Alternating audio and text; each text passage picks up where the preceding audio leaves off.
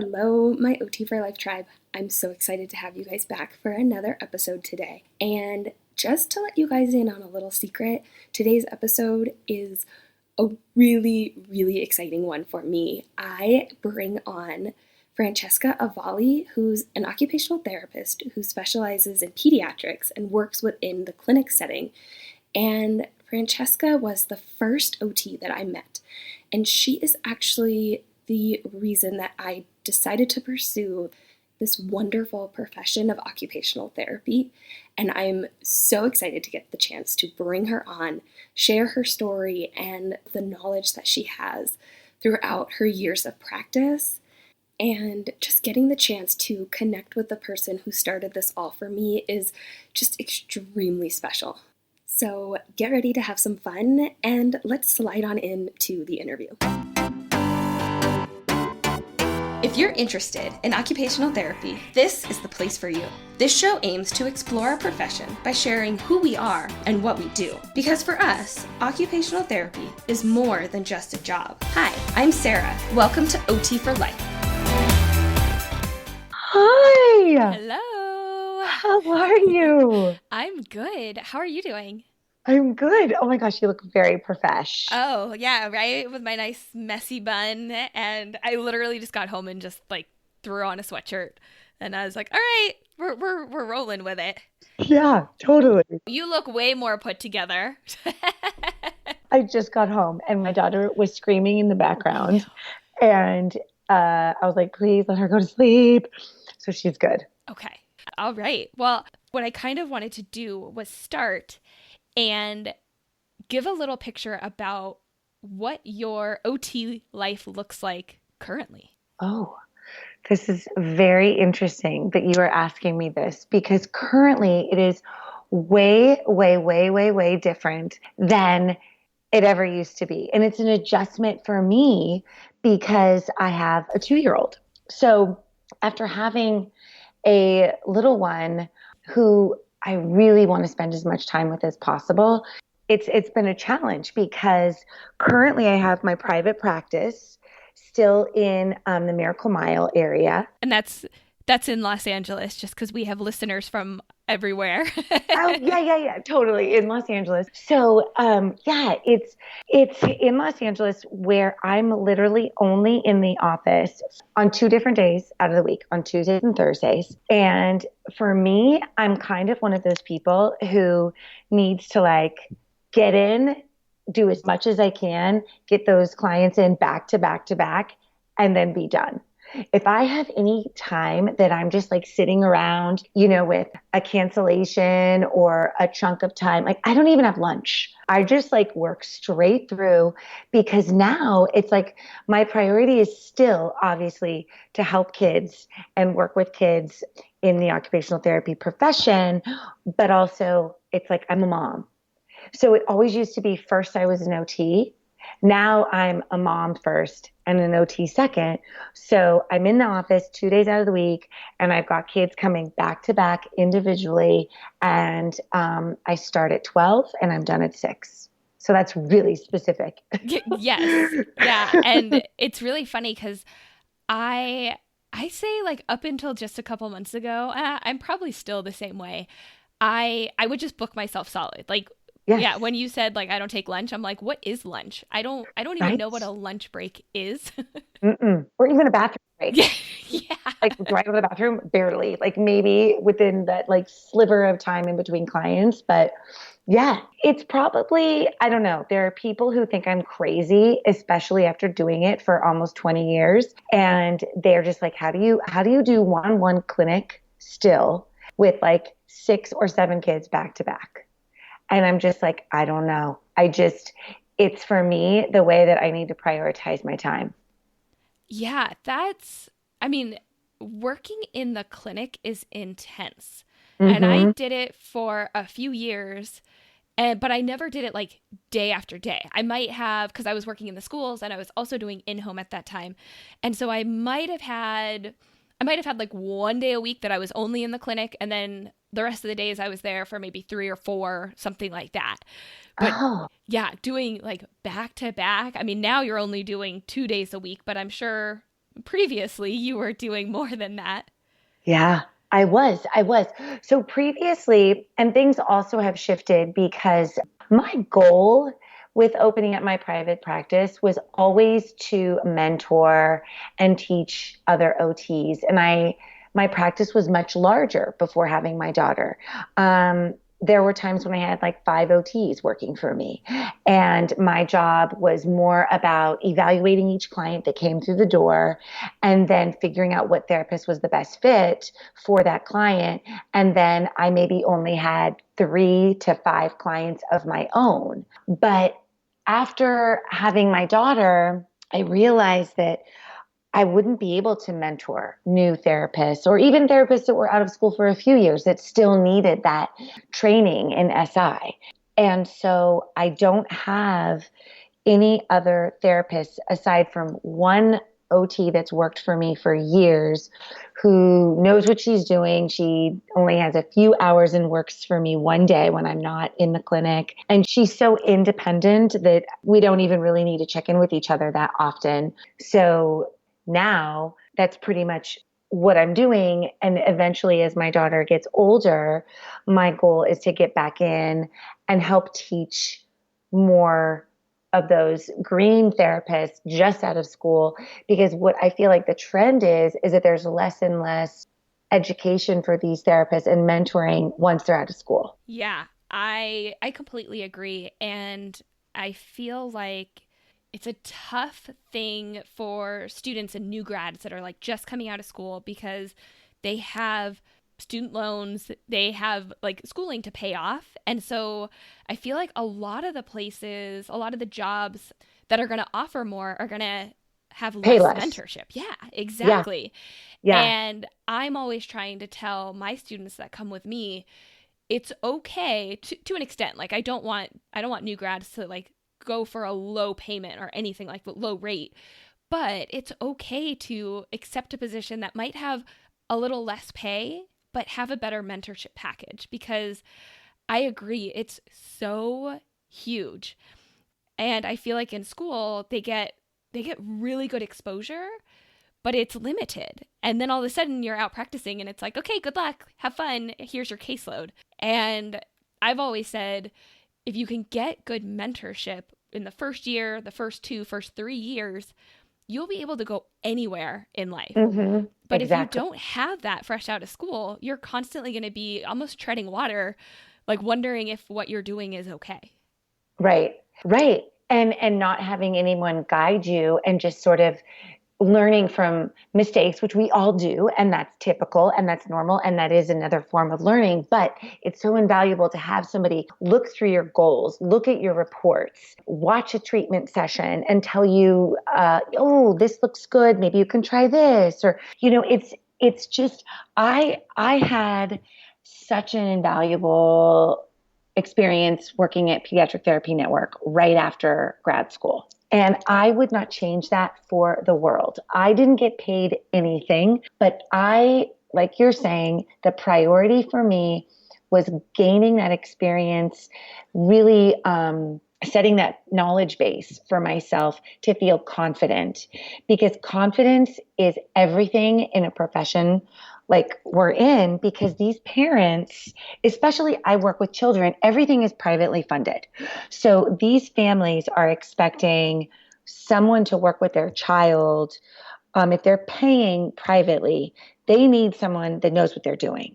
And they can tell if you don't know what you're doing. And you have to be honest, confident, and know what you're doing with this type of population. And that only came from getting all of that experience that I did get in the beginning. And back then, we were told when working at Pediatric Therapy Network, like, if you do go into the school system, you will get lost. You won't have any kind of direction, and it will be difficult for you to kind of really be as effective as you need to be. So I really took that, and I thought that was really good information, and I hung in there and worked like grueling hours and, learned so much, barely paid my student loans. I mean, I was like paying rock bottom on them, but I just knew that there would be something that would work after all of that. Like I wasn't going to stay there forever. There are people who have stayed there that are still there. And there's a few, there's not a lot because there's been a lot of changes there as well. But there are still people there that I know that were there when I was there. So there's like lifelongers, but I just knew that I would really learn a lot and it's what I wanted to specialize in. And my ultimate goal always was to eventually work for myself. So you always knew that. I Yeah. find that fascinating, and I love talking to other practice owners and other OTs that have started companies to like go back and be like, when did you have this aha moment that you are going to own your own practice? Can you pinpoint one time that you were like, yes, this is happening? Well, I definitely can, but there's also just some backstory because I'm from a family of entrepreneurs. Like both sides of my family owned multiple businesses. So I always saw that. It's in my blood. It's something that I always saw. Even though my mom was a stay-at-home mom, I always saw my dad running his own business because it was a family business and he had multiple family businesses. And then my mom's side of the family also, they were farmers and they had their own businesses. And my grandpa was also a mechanic. So like I always saw people working for themselves. So that's where that came from. But I knew in college, I always knew that I wanted to work with children. And that just was something always in me. I just knew that I've always loved being with kids. And I'm always looking for diversity and challenge and change. And I remember thinking I'd be a teacher. And my dad was like, I don't think that you are going to be super fulfilled with that. And so I found out about occupational therapy through a counselor in college. And he was like, I don't know much about it, but I think you might like it. And at the same time, my cousin, who's now in his 20s, was diagnosed with autism. And so I learned more about occupational therapy through going to a few of his occupational therapy sessions. So that's how I found out about OT, but I always knew that I would want to do something on my own. And then when I was in grad school, when I was taking the pediatric course, I was like, I know that I'm always eventually going to have my own practice. So that's when I really knew that I would, but it's always just been something that I knew ultimately because of the way I am and the way I've been brought up. If that makes sense. Yeah, no, I love that. And I'm kind of like giggling over here because I'm like, man, I was not that way at all. And like I never thought that I would actually have my own practice. Really? Like, yeah, no, not like it. Honestly, I didn't think I would or that I could until my husband actually made the comment, like, you could go do this yourself. And I was like, no, you're crazy. Like, that's not going to happen. And so I love hearing that you were like, yeah, like I knew I was going to work for myself. And then when you realized that you wanted to work with kids, it was like, okay, I'm going to do that, but I'm going to work for myself. And then somehow like everything just kind of came together and you found occupational therapy. And then it was like, yeah, I'm going to work with kids and I'm going to have my own practice. Mm-hmm. And I think that's just an awesome story right there. And thank you. I love how you actually shared how you found out about occupational therapy. And I want to just take a moment because this episode is actually a really, really fun episode for me to be doing because you are the reason that I became an occupational therapist. And so I love it. It's so awesome. Like just in every sense of the word, like it's unreal to me. I love it. But yeah, tell me more about that because I remember, well, for my second job after leaving Pediatric Therapy Network, I went to work for a school job, but I found it to be an easy transition because that school, okay, so the school was in Palos Verdes, California, and it was a school called Sunrise, which has gone through so many changes since way back then. But we're not that old. No. But it has. Like they don't even have the same model. Like everything is different. It really I'm is. Sure. Yeah, like the clinic isn't even there anymore. Oh. It's classrooms. Oh, Yeah. wow. Okay. Yeah. I mean, it might be, but it might be downsized. Well, it is downsized, but it might even be more downsized at this point. I don't know. It went through so many transitions. So it has changed quite a bit. Their model was based off of a model that they had learned about in the Santa Barbara School District, which was Okay. an inclusion model with neurotypical kids in the classrooms with the kids with, multiple different challenges. But the reason why it was a very smooth and easy and comfortable transition for me was because Pediatric Therapy Network designed the clinic for the preschool in this district. Ah, I did not know that. Yeah, and they sort of helped navigate it for them and really train whoever it was that was working there. And then when I started, that was because one of the main therapists left. But you were there. I was at that point, I had just become a behavior therapist. So I was a parent educator for 2 summers during undergrad. And then I had just graduated and I had started as a behavior therapist. And so, yeah, like I was very fresh to being at Sunrise. Right. Okay. So then you were doing this, and then what made you, because you're saying that like OT was sort of brought to your attention because of the work that you did at Sunrise. Yeah. So I remember this like so vividly. It's crazy. I remember sitting in the classroom one day and at that time I was with one little boy. Yeah. And I was sitting with the teacher and a couple of the aides that were in the classroom, and they had been doing this for years. Like they knew the ins and outs of special education and preschool and everything. Yeah. And they were sitting there, and I think everyone was just trying to push me because they saw that I was good with kids. And so I think they were trying to push me to do something else, do something a little bit more within that realm. And at first it was like, oh, you should become a speech therapist. And then like a couple weeks later, one of the aides looked at me and was like, you'd actually make a really good occupational therapist. And that was the first time I had heard the words before.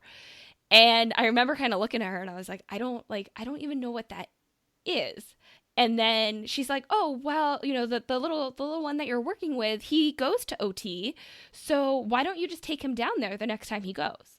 And I was like, okay, cool. Like, I'm game. That works for me. Yeah. And so we walked down to the clinic, and I remember opening the door and seeing everything that was in there. I remember there was a ball pit, and there was the scooter board, and there was so much fun equipment.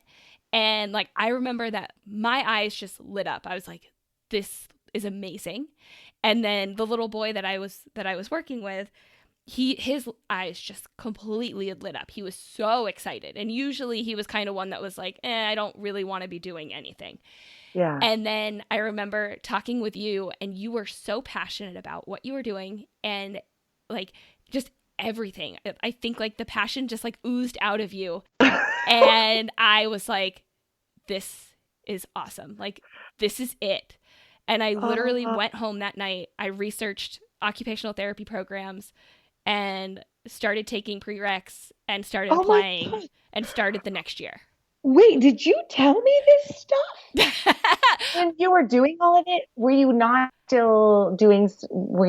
doing it simultaneously at the school, like at Sunrise, or? What probably, I mean, this was, this was 13, 14 years ago. Yeah. And so I was doing my research, but I was only at Sunrise for that summer. And then when the school year started, I ended up going to a different school. And so I think what ended up happening is that since I wasn't at Sunrise, I didn't get a chance to see you ever again. Wait, so it was like one time?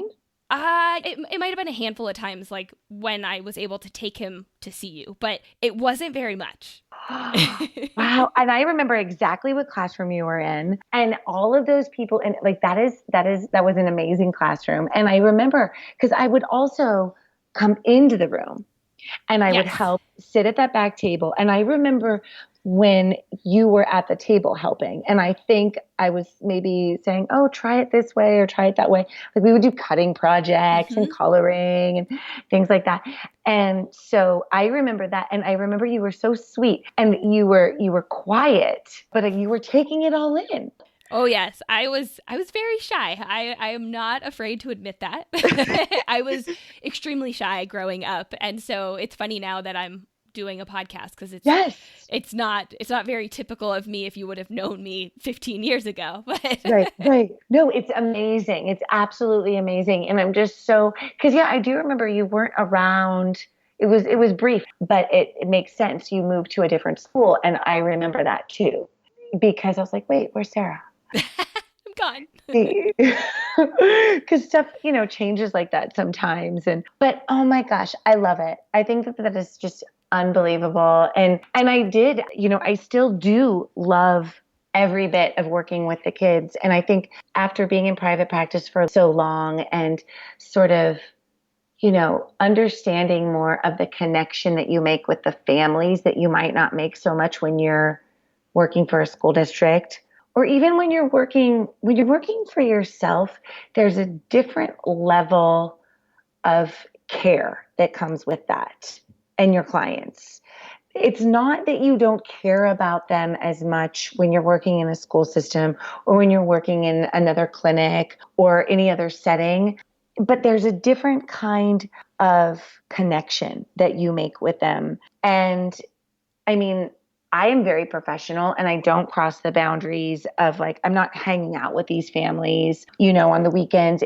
It's nothing like that, but it's like the time spent with them and the sort of genuineness that comes across, I think is what sets it apart from any other practice too. I don't know. Does that make sense? Oh, completely. It makes complete sense to me because it's really hard to explain what it actually is about it, but I get it. And maybe it has to do with something that like because you are working for yourself and you're representing yourself, like there's nobody else to default to.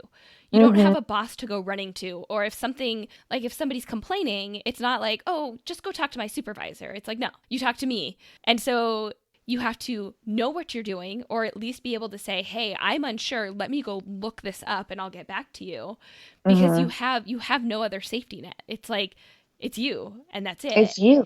And no one teaches you these things. You're managing clients, you're managing people that work for you. And no one teaches you this piece, and you have to learn fast and you have to be open to it. And that's where I think some people get fearful of having their own practice, because that stuff is a whole separate entity than just being an OT. And when you have to deal with parents that are maybe like upset or there's a problem, it's hard because we're like, oh, well, we're just working with kids. We just want to make kids happy and have fun. But it's, you're dealing with a whole other set of customer service. And parents have, like I was saying earlier, a whole other set of expectations too. Like their child in their eyes are the only child that you're working with. And you have to stop and address that immediately, or they don't think that you're giving them the kind of care that they are paying for. And you want to do that too, but it's sometimes hard. And that's been a challenge for me too in my current practice, because like I was saying, I'm a mom first now. And it was a big transition, and it still is for me to say no. Or, I have parents that are like, why don't you just work more days? And it's been a challenge for me to be unavailable, because before I'd be like, I'll make it work. I mean, I was crazy back then, like, just working grueling hours and always just taking more on, because that you can help these kids. Yes. And I still know that, but I have to put my family first now. I love that you have just brought that up because I feel like it is something that really needs to be talked about, especially once you've been in practice for a couple years. I think when you're getting it set up, everything's new, everything's fun, everything's exciting, and you push through it. But then when you start to kind of sit back, you've been doing it for a while and you're like, okay, now what? Like maybe you have a child, or maybe something else changes in your life, or you just kind of get this new perspective of like, where am I going? What do I want out of this? And I think it's really easy to just say yes to everything, because why not? It's your practice. You can do whatever you want with it. If it involves working on the weekends, if it involves waking up early and seeing clients at 6 o'clock in the morning or 8 o'clock at night, if you have no other time constraints, no other responsibilities, why not? That's money in your pocket. That's like hours that you can be helping somebody and helping a child or helping a client. And I know that I've gone through it where a couple years ago, it was insane. I was seeing 9 to 10 kids back to back hour sessions plus drive time. And it was crazy. And that's why I'm so glad that you brought that up, because that's kind of been one thing that I'm working on this year is like learning to say no, because it's such a necessary skill, but it's really hard to do when you work for yourself. It's so hard to do when you work for yourself. And parents, God bless them, and I'm one too, but some of them will suck you dry. Like they want you all the time. And then you feel that pressure. And you also don't want to say no because they rely on you so much. And it's hard. It's really hard. And then the other thing is, this is what we do for our kids in our sessions. We teach them how to be self-aware, how to regulate, how to calm themselves in situations where they're in the red zone, and they need to get into the green zone. Well, we need to take a dose of what we're teaching them.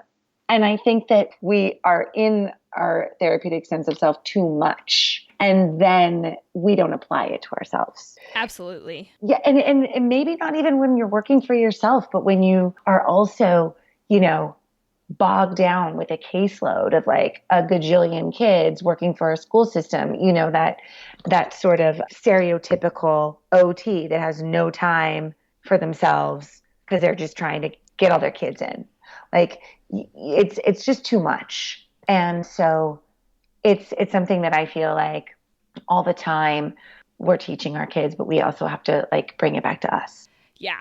And I think too, I feel like kind of what you're touching on here is really like that compassion fatigue, because as an occupational therapist, we are caring for others, we're working with and for others. And I think after a while, it does start to take a toll on you, especially if you're dealing with more difficult situations. And yeah, really realizing the importance of having a balance, having the self-care, and just being able to take care of yourself in the middle of your job and your personal life and all the other roles and responsibilities and shoes that you wear.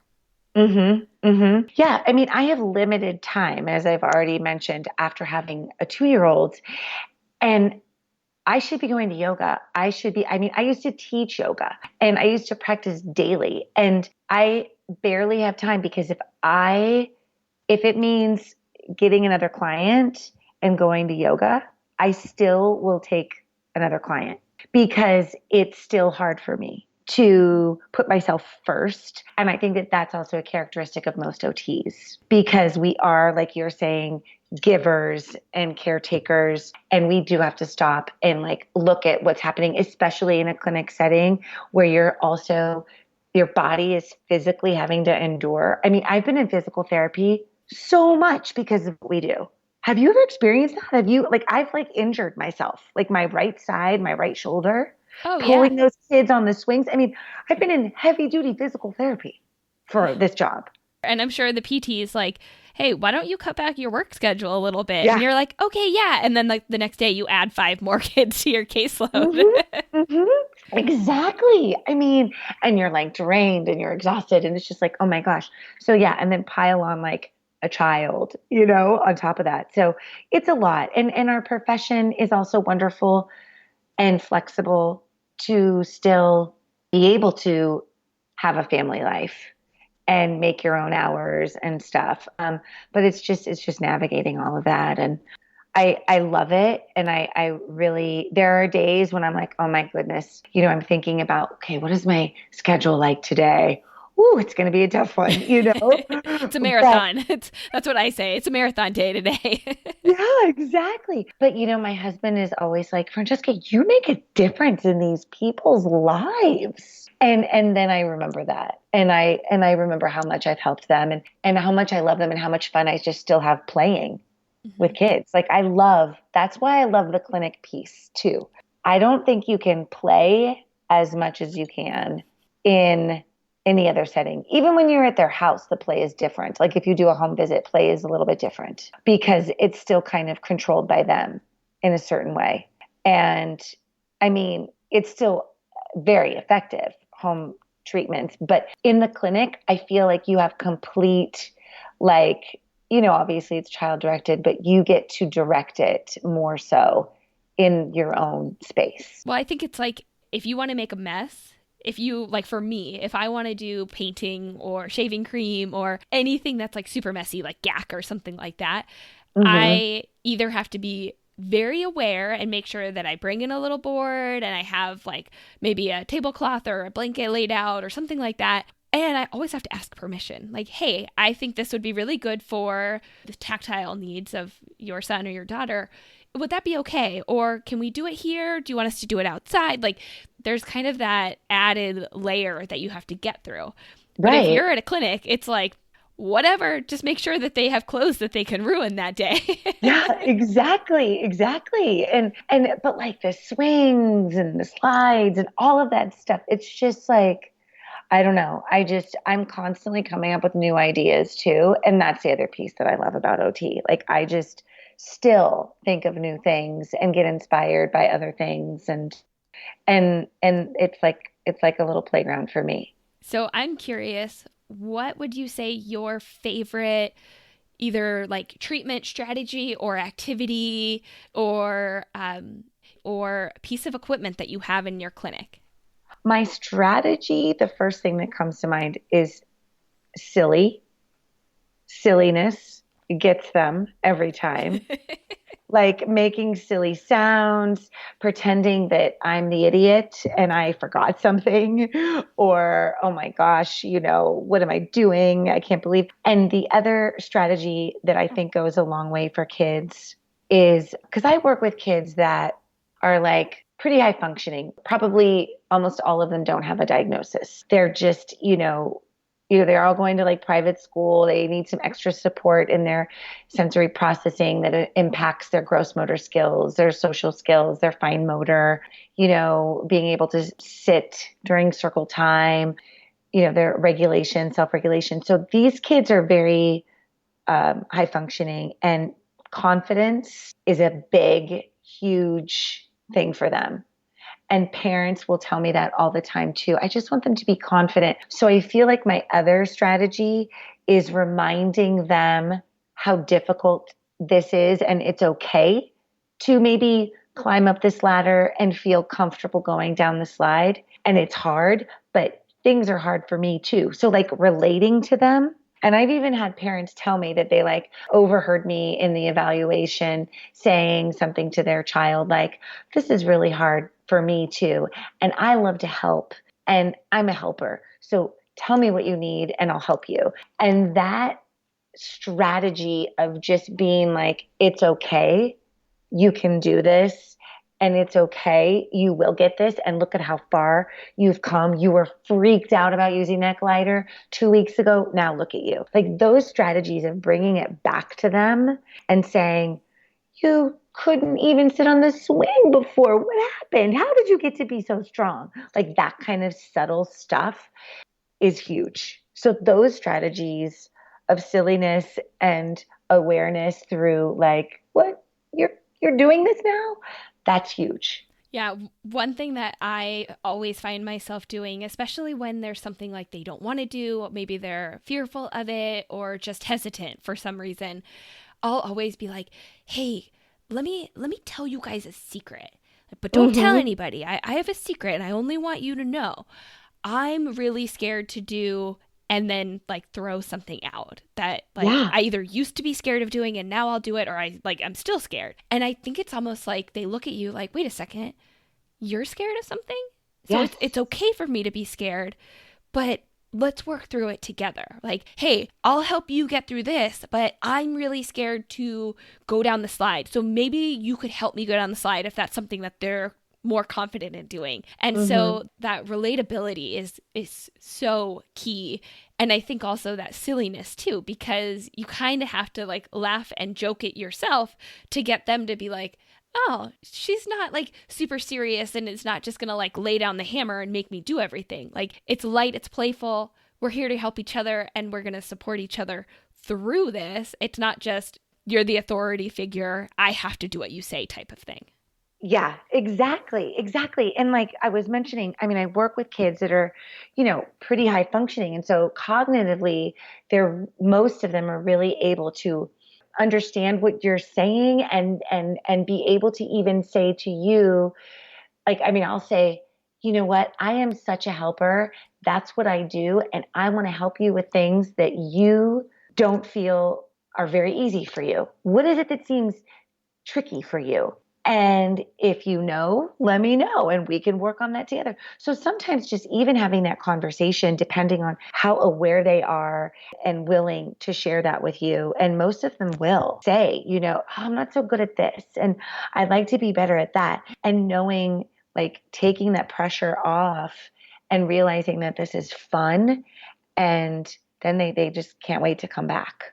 So I feel like those are some good like strategies. And like you're saying, "Oh yeah, let me tell you a secret," or, "Oh, you're so brave. Like look at you." And let me tell you this, yeah, little secret of how some other kids do this and how you can do it this way or that way. But I think that those are some really helpful strategies on how to get kids feeling a little bit more comfy and more open to trying something and realizing that they can do it and it's not as bad as they think. And I feel like my most favorite piece of equipment for kids is the Lycra swing. Okay. Just Lycra Uh-huh. in general and how you can do so much with it and how it's today a little girl got in it for the first time and said she felt like she was floating to the bottom of the ocean. And it was so cute the way she like explained that. And I feel like it's such a great sort of tool because it's working on so many different things at once.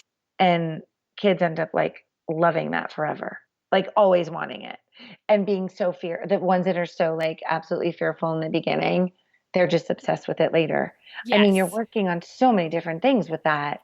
So many. I'm glad you threw in the fearful part because I feel like it is one of the swings that a lot of kids, or at least in my experience, they start out very afraid of it or just unsure. And you kind of get inside, and if you lay down, like you can't see anything, it feels different. The movement, because you can go in so many different ways, like it's very kind of unnerving if you're not used to it. But Mm-hmm. I totally agree that once they experience it and realize it's fun, it's like the most addicting swing ever. Yeah, yeah. And like I use the Lycra in so many different ways too. Like I'll hang it in 4 different points, or I'll hang it like as a hammock. I even made a Lycra tunnel. I mean, they have different things out there, like those Lycra body Yep. socks. But I even put like the Lycra tunnel that I made, I can put it along my slide, if that makes sense. Like as if it's a sock on the slide. And then the kids go down the slide Oh, cool. through the Lycra tunnel. Yeah. And they love it. And it's such a different thing. And I mean, we just do so many different things with it. And I feel like that resistance and the probe and the strength and that fear factor. And, like they feel so confident after they've like mastered that. spinning them up into a little cocoon and then letting them unwind and changing into a butterfly, like I just think it's really dynamic. I love it. And then I have them sit on it and bounce, like they do in Cirque du Soleil, flip over on it. Like it's really cool. The things that you can do with it more than just like a swing. Right. Yeah. Just like the basic glider swing or something like that. Yeah. Mm-hmm. I mean, Mm-hmm. and you can have like I remember when I was working in the clinics, like we kind of have it sag a little bit. So then Mm-hmm. they'd have to like climb up to the top, and it's like you're climbing up to the mountain, and then it's almost like a little slide. They slide right back down, and Yes. oh yeah, like trying to like hold onto it, like start from the bottom and grab on and then like climb into the middle. Oh, it's like it's so adaptable and so yeah, that was definitely a fun one. Yeah. I mean, I love all swings in general. Like swings are my favorite, but that would probably be like the one that and it's so much work for me though. Like when I'm like Yes. moving them around in there and making sure they're not too close to the edge and, like it's a lot of work for me, but I love that one. And yeah. I have a few different ones, and I call one of them a blueberry because it's like a turquoise, and mainly because a little boy that I very first worked with out of my garage, because that's how I started my business, out of my one car garage, he called it a blueberry. And I thought that was so cute. And so I still call it a blueberry. I love it. Yeah, yeah. But I call another one like a cloud swing because it's way up high. Uh-huh. And then another one that's like a darker blue that I call the sky. And then the yellow tunnel is like the banana tunnel. Like I always need to come up with names to make it more exciting. I mean, you know how that goes. Oh, like, yes. It's like more exciting. I know that all too well. Yeah, you've got to. Right? So Yeah. do you have one memorable, like the most memorable moment for you as an occupational therapist? Is there like one that just stands out to you? Oh my gosh. Wow. A memorable moment with a client, like Or just in general, anything like within the OT realm that has just completely stood out to you. oh, why is like a bad moment coming to my mind? No, I think this one moment, and I don't know why, this little boy was very autistic, and he was just diagnosed, and he was only almost 3. And his parents were really having a tough time with it. And this is just sort of less about OT, but more about just human interaction and dynamics of, just the challenges that parents have to go through in all the stages that they go through of grief and denial and acceptance and shame and guilt, all of those different things. When you're the first kind of contact that they have in the world of special needs, especially for kids with autism, it's not easy being their therapist. They don't like you. They don't want to be there. Mm-hmm. And I remember this one mom, she was just so angry with this little boy. She wasn't angry with her son. She was just angry about what was going on, what she thought was going on in the clinic with another client that she overheard she was sick. And she was so protective, which, moms are protective of their kids, but she thought that another client in the clinic that was being treated at the same time as her son was sick, but he was diagnosed with botulism at an early age. He had botulism at 3 years of age, and that affects, every muscle in your body, including your throat, your vocal cords. So he sounded sick. And I hope I'm making sense with this story because it's kind of getting like late for me, but no, that's okay. In my world with having a 2-year-old, but he wasn't sick at all.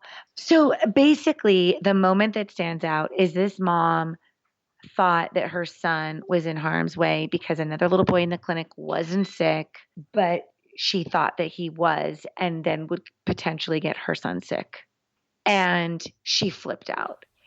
She never came back again. She didn't want her son in, but it's like, you can't save everyone. You can't make everyone happy. And I was still in that zone of like, wait, why is she so upset? There's nothing wrong with this. Like, I can't breach the confidentiality of my client that, sounds like he's sick, but he's not. Mm-hmm. But I also can't soothe this woman and help her feel okay about what she's going through. And it was a hard place for me to be because I was running my business and I was just wanting to make everyone happy. And, you don't also want like people to be unhappy and then maybe talk to other people and share their experiences. And then something happens with your reputation, because people talk and this was a totally benign situation, but things get misinterpreted.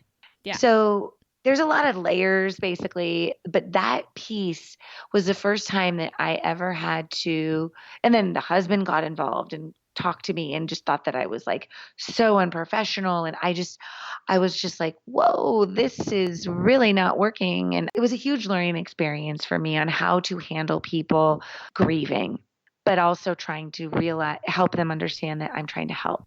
And it's a fine line and you can't always help these people. They need to go along their own journey and figure it out for themselves. And I think about this little boy all the time and wonder whatever happened to him because there was a lot going on, and I wanted to help him, but his mom was not in that place and just was looking for excuses to like get out of there,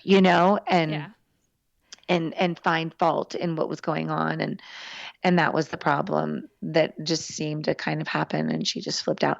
So, yeah. That comment right there is so real. And I really respect you. Even like I made the comment of like, what's your most memorable moment? And you're like, well, why is something bad coming to mind? But like that stands out so much to me. And I'm sure there are people that are going to be listening to this that they're going to resonate with that.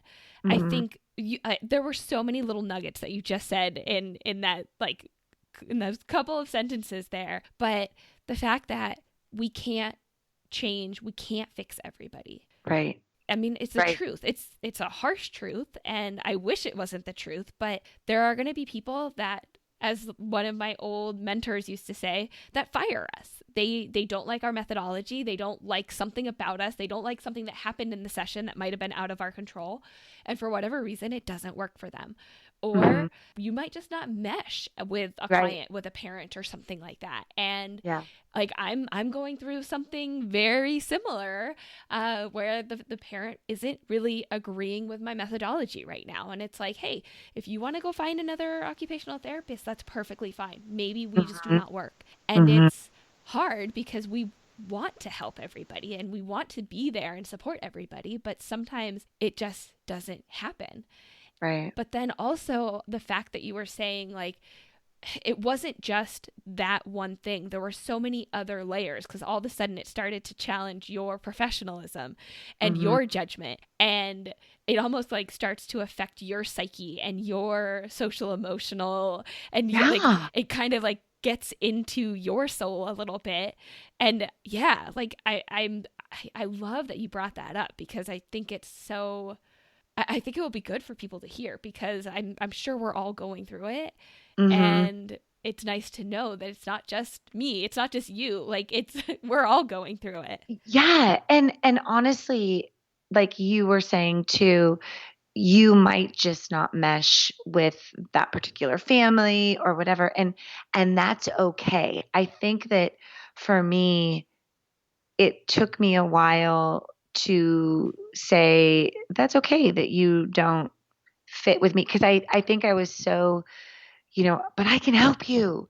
You need to like realize that I am the one that can really help you understand this. And they just weren't ready for it, or we just didn't mesh. And that is okay. They will find their way on their own time. And I don't want to say that I'm a control freak because I'm not, but you sort of start to feel like, well, why do I want to just really make them understand? I need to, it's because you just want to help, but they'll find their groove somewhere else. And you have to be at peace with that. And the other thing is, after so much experience too, you realize this isn't a good fit for me either. If you're going to be, if that client is going to be resisting and not feeling safe or comfortable or confident, it's not going to be productive in the end for the child. So, I've had times when I've told parents, I'm not going to waste your money. Your child does not need to continue with OT. This is kind of a different tangent, but that's okay. It's like, we'll roll with it. Yeah. It's like, there's that other, sort of that other end of the spectrum where you have a parent that is so busy in their lives and they want to help their child, but they don't have time to help their child. So they feel like the only way they're helping their child is sending them to, occupational therapy. And I'm saying, I'm very ethical and I'm very professional in what I can do and what I feel like doesn't need the expertise of a therapist. But parents will be like, I don't care. I still want to go to you. And I also have to say, all right, you can still come, but you need to realize that like these are things that don't take a therapist to work on. So there's that piece too, where you just need to be honest. And if you don't feel like therapy needs to continue, just to let them know, and then they can make their own decision. So it can go that way too, where they're going to make their decision to stay with you longer than they need to. Yeah. And so I feel like the takeaway from that is just being really honest about what you think. And it's okay sometimes too to say, hey, let's take a break from therapy and maybe we can use that as a learning tool to see how they're doing without needing this support. And then maybe they still do need the support, and that's okay. Come back. Mm-hmm. So I feel like it's a dance that happens also in private practice. And that relationship with the parent is so important, that trust. And because if they trust you, then they will feel just more sure about the process. And that relationship is strong with the clients that I have in my practice. And I value that. And I feel like over time and experience, I've been able to say too, maybe I'm not going to be a good fit with this client, even though they want to still come to me. Mm-hmm. I get to decide too. I don't know if this is going to be very effective, for whatever reason. There's a million reasons, but I get to choose that too. And that's good. But that took a while for me to get to that place too. Yeah. Honesty, trusting, like realness, confidence. I mean, these are all the words that you've been saying. And I think like taking that break, for me, it's almost like taking a step back to reevaluate what's going on and what can be done, what can't be done. If you can't get something accomplished because it's not within our scope of practice or something like that. Those are all such good words right there. Oh, good. Well, because I think too, you have to be truthful with yourself, because I remember thinking that I could like do everything. I used to be like, oh yeah, I can handle that. I can like help you with this. And I think over the years, I was just like, there's no reason to take that on. I think we take on a lot, and there's no reason to feel like you can solve every issue in this child's life, because you can't. There's so many factors that like you have no control of what's going to happen once they walk out of once your session is over. Mm-hmm. And that's a big thing too, letting go of that and realizing that if the progress isn't happening as quick as you think it should be in your sessions, that it's not on you. They have a whole other life outside of your treatment sessions that should be, taken into account of what's going on with their progress. This is some good stuff. I'm like, I want to just keep talking. Like, this is so good. But I know that we gotta start thinking about wrapping it up, because we're on about an hour here, and I have a couple more questions to get through. Okay. So I want to pivot for a second, because I know that you have created a product, mm-hmm. and I would love for you to share a little bit more about what you created, mm-hmm. and how you use it in your practice, and kind of what that whole process has been like. Oh my gosh. What's really funny is this was created out of the exact school that I met you at. No way. I don't Um, think I knew that. yeah, no, I don't know if you were there when I did this, but it basically came out of the work that I did there, which was amazing. I had such an opportunity to bring in anything that I wanted. I had such flexibility that I was able to kind of do everything. I could do yoga, I could do therapeutic listening, and I loved that about the school. And one of the things that I picked up on is even though I pushed services in and I pulled kids out into the clinic, teachers with all of their experience too still needed to do things easy when I wasn't there. And I would give them a million ideas and it would just be like way too overwhelming, even though I was like, what are you talking about? This is so basic. Like we've talked about this a million times. You do it this way or do it that way.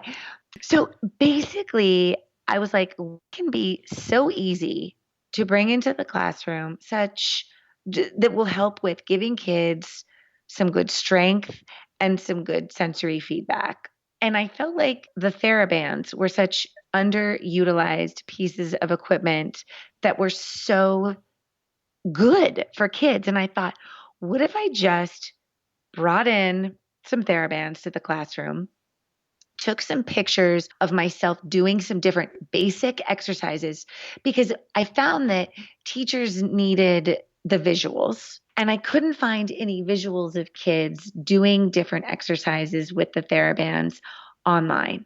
So I was like, I want to do TheraBand activities. I can't find the visuals. I'm going to take pictures of myself, and the kids are going to look through the pictures and do the exercises.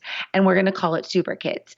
But you always have to train the teachers in how to use different programs, right? They need to see you doing it and it needs to be easy. So I brought in like a band for each kid, kept it in a little Tupperware, called it Super Kids, had the maybe 5 exercises on a ring that they could flip through, pictures of me doing these exercises. And they would each get a turn to pass out the bands, each get a turn to pick the exercise, and then we would all do it. And we would do 10 different super pulls, and then we would super sit. Everything was super. And they loved it. And the whole concept behind it was that the teachers could do this easily. It doesn't take up a lot of space in their room. And I remember this one OT wanted to come from a different school district and see what we did as a program at Sunrise, because a lot of people loved what we did in that school and would come and want to see what kind of program that we had, and would take that and sort of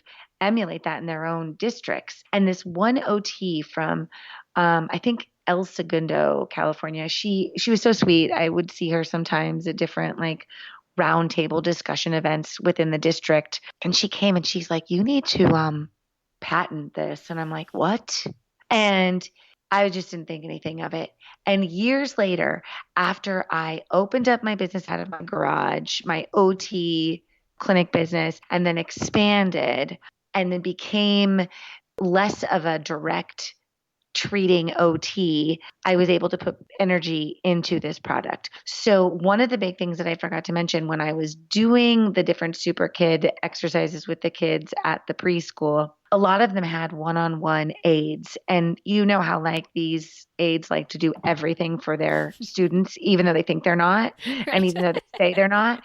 They would literally do hand over hand with these kids and with the bands when they would do the exercises. And I'm like, don't do it. Stand back. Let them do it on their own. Well, what I realized is they needed a visual. Once they had the visual of where to put their hands on the band, it made it so much easier for them. They were so much more independent and they could benefit from it. So I created a band called Handee Band because it's a regular, it's like 4 foot, but it's 6 pounds of resistance, but there's handprints on the band. So the visual is there. Kids know where to put their hands. And then along with that are exercises that are illustrated in very child-friendly monster little illustrations for the kids to engage in 15 different exercises with the band.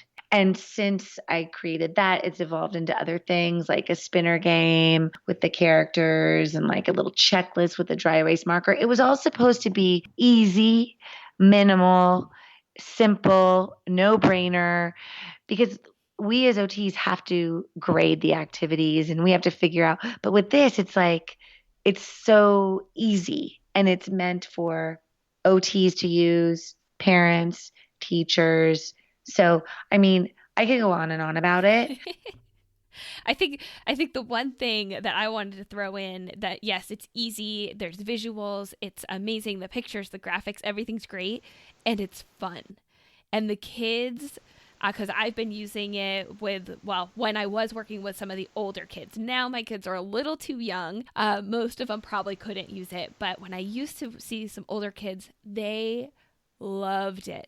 I mean, loved it. Aww. They loved the pictures and they loved the graphics. And there would be a lot of times that like I'd either purposely or accidentally like start doing it wrong, and they'd literally look at the pictures on the page and then be like, wait a second, you know, the flamingo is doing it this way, you have to do it like that. And I was like, oh, I love it. Okay.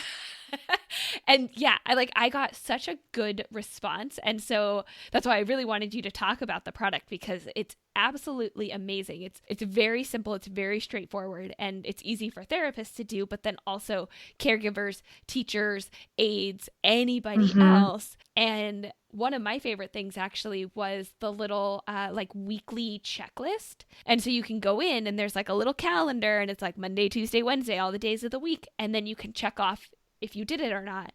And my kiddos, they just absolutely loved taking the little marker and putting a check mark, or if you're practicing letters, they'd write an A or whatever letter they were doing, and they wanted to fill it in. And if they missed any, they wanted to make sure that they would go back and they would do every single exercise. So it was almost like an accountability type thing to make sure that they are doing them too.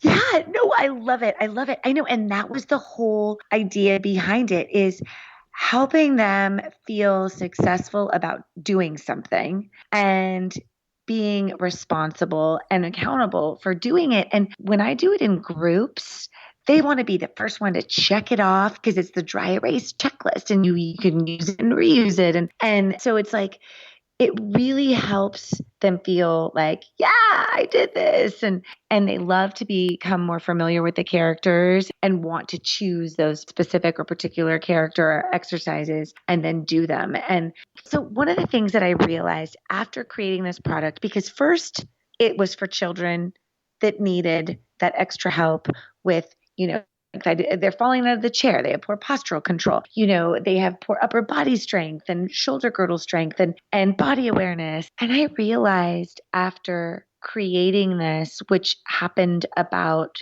5 years ago now, I think, and I've not been able to put as much energy into it after having my daughter and things like that. So I'm just now kind of gearing back up with it and creating other things too, which I'm very excited about. But I wanted this to also be something just neurotypical kids could use, because what's happening is these kids are so inactive and they're on their screens and, you know, watching TV, watching videos, watching YouTube. I can't even believe the amount of kids that are watching videos of games that I play with them in my sessions. They'll be like, I saw this on YouTube. I'm like, what are you doing watching other kids playing games? Right. You should be playing these games yourself. Exactly. Like, I don't understand this.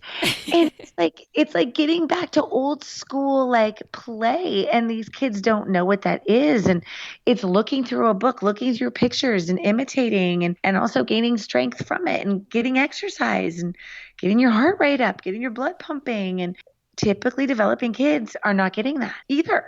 So, you know, I'm also trying to promote it with that population and families working out and exercising together and having fun together.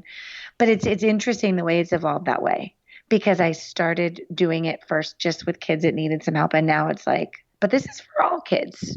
Oh, completely. And so needed. So needed. And it's great that you mentioned having them doing it with the parents, because the parents, they can use that band, or they can get like a stronger band, and everybody's working out together.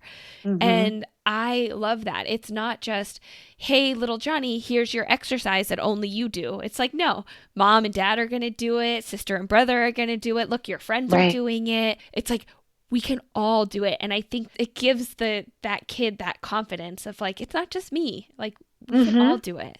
Right. And everybody would benefit from just getting a little bit, like it's such a whole family kind of thing where they can create a routine around it and do something together. Because I can't even tell you, with the families that I work with, like barely even sit down at the table to have dinner together anymore. Yep. Or, there's just, it's almost like a lot of the families, the parents are like more weekend parents, and they have their nannies that are taking care of their kids throughout the week. And so it's also that commitment too of the family. And if that mom, is also interested in creating that for their family. One thing that I also want to point out too is, at least when I was working in the clinics, and you know what, I still get it now, but especially when I was in the clinic and I was recommending all of these like physical activities for the kids to do, so often the mom or the dad or the caregiver would look at me and be like, I don't have the space for that. I can't do that exercise because I don't have the physical space in order to do it. And with your product, with the Handee Band, you don't need a lot of space. Of course, you can utilize space if you have it, but if you don't have it, all you really need is your own body and the band and a couple of inches on every, like within that realm. And that's about it. And so it's very easy to take it anywhere if they're traveling, if they have a small amount of space. And the actual product doesn't take up much space either, which is another win. Yeah, no, and there was like a method behind that for sure. I mean, it started off in like a spiral ring tripod book, so you could prop the book up and have it, more of a vertical surface to look at. That's what I have.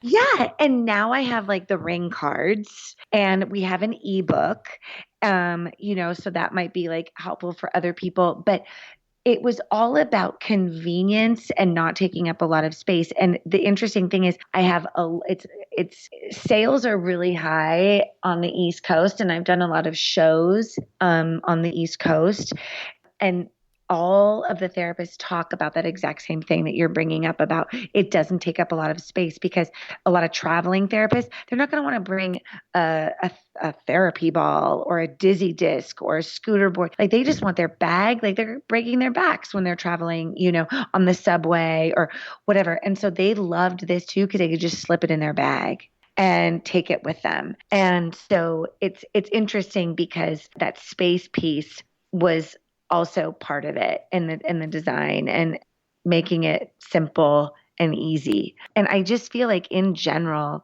the TheraBand, I mean, I don't know. I love that thing. I mean, and I don't use it every day. Yeah. And I don't use it every day. I don't use it for every child, but it really is a tool as therapists, just like Therapy, I think is amazing. But we don't always use it, especially I don't recommend it for like family sometimes, because I'm like, you guys, if you're not keeping out on this, keeping an eye out, if you leave this sitting on your wooden table, you're done, like it will just ooze right out and ruin everything. Like melt onto the carpet. Right. In their clothes. Yeah. I'm always like, I love this, but please don't buy it unless you can use it and supervise it and keep it, in a safe place. But it's like, I just feel like those things that are also effective for adults in rehab are just as effective for children. But the hook is like getting them engaged. And that's why the illustrations were my next piece of it. Obviously I wasn't going to do pictures of myself any longer. It was like, get them engaged, all of the characters are, based off of the work that I've done with kids and what interests they have, superheroes and train conductors and cars and frog jumps and octopus sea creatures and sharks and things like that. Those are all of the things that we do in our treatment sessions to help with imagination. and ideation and motor planning. And all the characters have special names, and they're all names of kids that I've worked with or some family, members, or my dog, like one of the characters is Henry, and that's my little rescue dog. So yeah. Aww. And I'm like the flamingo Franny, even though Yep. nobody calls me Franny. But so there's all like, things behind it. But the biggest piece is it's what draws children in. It's the illustrations. It's the 2D illustrations that you find in a book, and then the 3D that they're looking at on a screen. Yeah.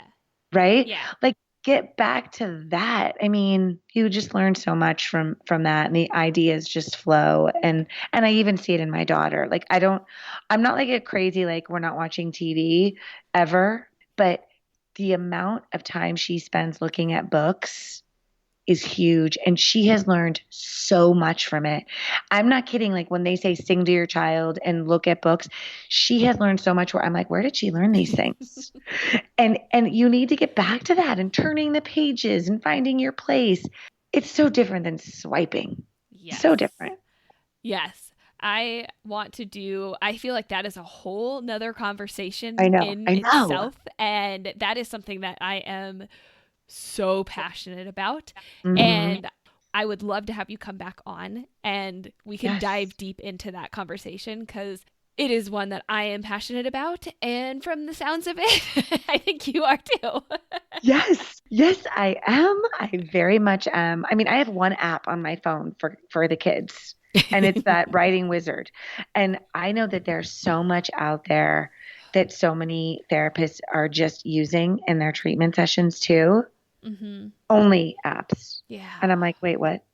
This is OT is old school. I'm sorry. Right. It is. Yeah. I mean, I know I'm old school, but OT is supposed to be a very old school. That's what we do. And Right.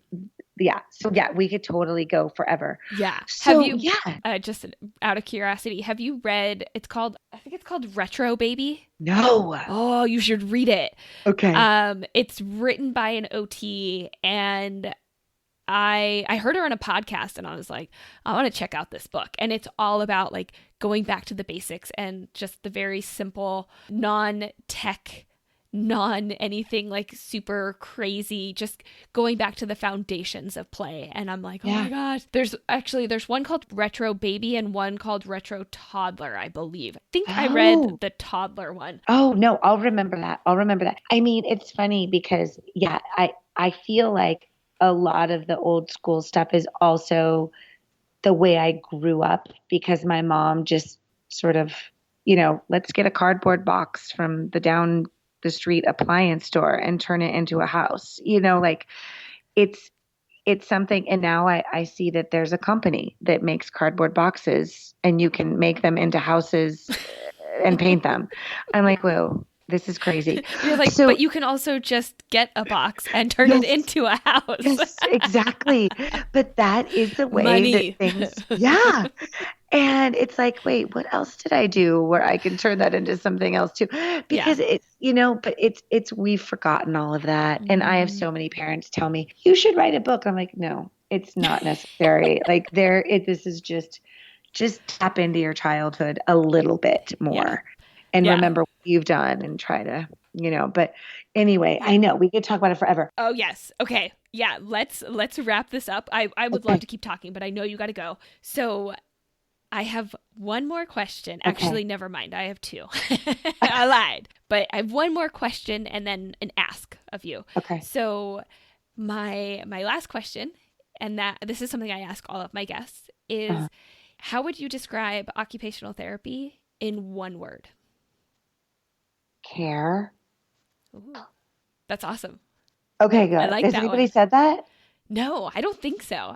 What have you gotten? Oh, I've gotten. Can you remember? Let's see. I've gotten life, hope, living, joy. Oh gosh, I need to start writing them down so I can remember what everybody said. But yeah, I love asking it because everybody is just Oh my God, I different. love that And question. usually I've only had a couple repeats. So everybody's coming up with something just slightly different. And it's awesome because I think so many people are like, wait a second, there's so much I have to say. I can't put it in one word. They almost like get mad at me for the question. Oh my gosh, that's so funny. No, I think it just comes easy to me because like the word care means so many things, it's like got so like it's you take it in so many different directions. But yeah, and I could go on and on, but I won't. But yeah, that's my word. Perfect. One Perfect. word. And I also wanted to ask you if people want to get in contact with you or if they Mhm. wanted to learn more about the Handee Band or your practice, where could they find you? Great question. So with Handee Band, my website is www.handeeband.com, but Handee is spelled Handee and then band.com. So it's kind of got a little twist spelled that way. And then my occupational therapy practice is actually in Los Angeles. So it's called Therapy Works LA, and that's therapyworksla.com. That is the website that pretty much captures who I am as a therapist and gives all the information about where I'm located as far as my clinic goes. Perfect. Well, I will make sure that I link to all of this in the show notes. So if anybody Okay, wants to great. check out what the Handee Band is, or maybe we can even put in some pictures of what your clinic looks like, some of Yes. those Lycra swings and everything. That would be Yes. fantastic. We can Okay, include cool. all of that. Francesca, this has been amazing. So much fun. Thank you. Great to just connect and chat and learn some stuff that I didn't know about you. So Yay. this has been just absolutely fantastic. And thank you for coming on the show today. Thank you. I have loved every second of it. And I'm just so proud of you. I'm in awe of you as a therapist too, and everything that you've done. So thank you. You are also an inspiration. So Aw. love it. Yeah. Thank Yeah. you. I'm like, yeah, I've been looking forward to this for a while because honestly, like, and I think I mentioned this at OTAC, like you are the reason that I am where I am today, even though you I probably love feel it. like you like had nothing to do with it, but like you planted the seed of occupational therapy in my brain. And from then I like took it and ran with it. And Yeah, you so did. like Oh. I owe so much to you. Oh my God, no, you don't. Are you kidding me? Oh my gosh. No, it was just timing and it was meant for you, It was meant to be. So it all came together. I love it. Yeah. Yeah. Oh, Well, this has been this has been so great. And I want to get you back on and talk yeah. about some of these other topics. Oh, I can't thank you enough for doing the episode and for introducing me to this wonderful profession. Thank you. Well, I'm so glad you're a part of it and doing so many amazing things. Yay. Okay. Thank you so much. Have a great night. You too. Okay, Thank you. I'll talk to you later. Hey, before you go, I just wanted to say thanks for listening to today's episode. If you want to further the discussion, go to our website, otforlife.com, and join our Facebook group. If you like us, here are 3 easy ways to let us know. 1. Share our podcast with a friend, colleague, or anyone interested in occupational therapy. 2. Leave us a review on iTunes or anywhere this podcast is found. 3. Subscribe to us so you don't miss out on any upcoming episodes. Thanks again. We'll catch you next time, OT for Lifers.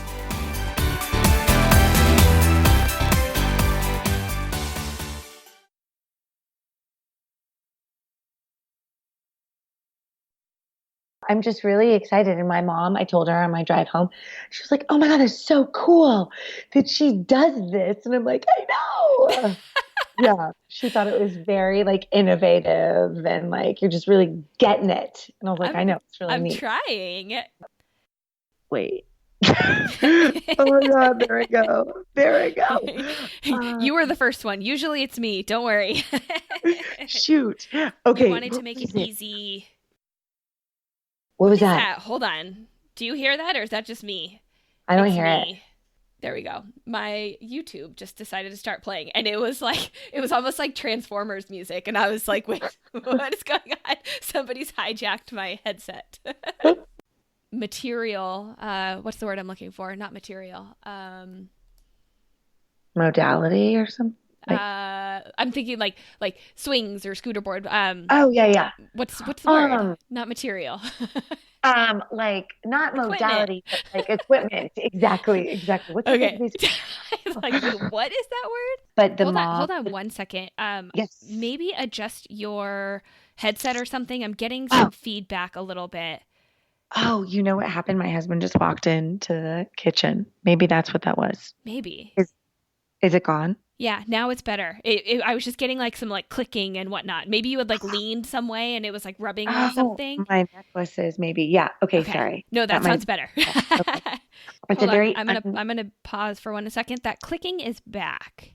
Oh gosh, it's my necklace. Okay. That's what it my is. Accessories. I Yes. was like, it sounds like it's right by your headset, and I was like, I can't put my finger on what it is. Okay, it's your necklace. So sorry. No, I'm so that's sorry. okay. Okay, so yeah, that's what it was. I have like 3 necklaces on. Yeah. Okay. So